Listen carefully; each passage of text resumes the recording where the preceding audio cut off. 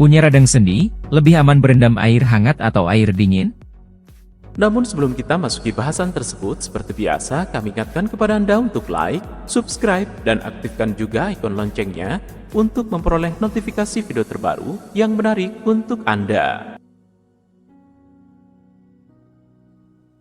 Sebuah unggahan di Facebook menyatakan, air es yang bersuhu dingin bisa mengurangi radang sendi. Kaki atau bagian lain yang terkena radang sendi cukup direndam atau dikompres dengan handuk yang diisi es selama 15 detik.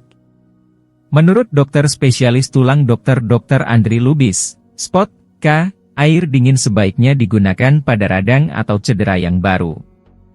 Air es bisa membantu menurunkan suhu dan mengurangi bengkak pada luka yang bersifat akut. Pembuluh darah pada bagian yang radang mengalami vasokonstriksi sehingga mengecil dan bengkak bisa kempes. Selain baru, cedera juga tidak serius yang perlu penanganan lebih baik, kata Dr. Andri. Sedangkan untuk yang mengalami radang sendi kronis atau menahun, merendam kaki atau bagian lain dalam air dingin bukan pilihan yang tepat. Menurut Dr. Andri, untuk penyakit yang sudah lama disarankan merendam kaki atau bagian lain dalam air hangat. Suhu hangat membantu pasien merasa lebih nyaman menghadapi sakit pada radang sendi. Metode serupa juga bisa dilihat pada modalitas salep, krim, atau fisioterapi yang menghangatkan bagian yang sakit, kata Dr. Andri. Kondisi radang sendi menahun adalah rheumatoid arthritis atau yang biasa dikenal sebagai rematik.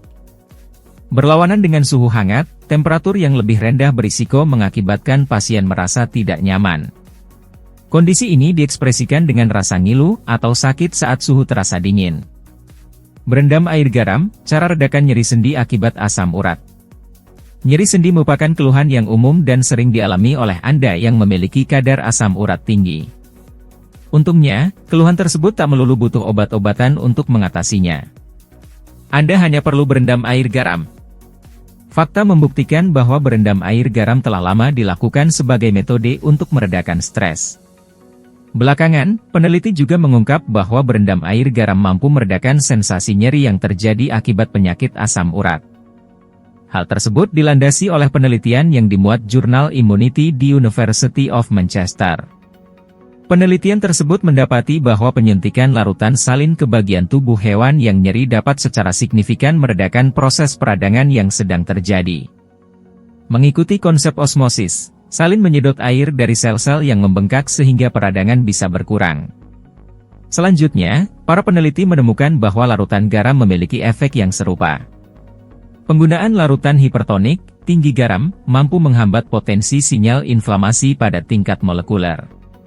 Oleh karena itu, osmoterapi dengan larutan hipertonik dapat memberikan manfaat dalam pengelolaan penyakit radang sendi, seperti rheumatoid arthritis, dengan proses perendaman dalam waktu yang lama.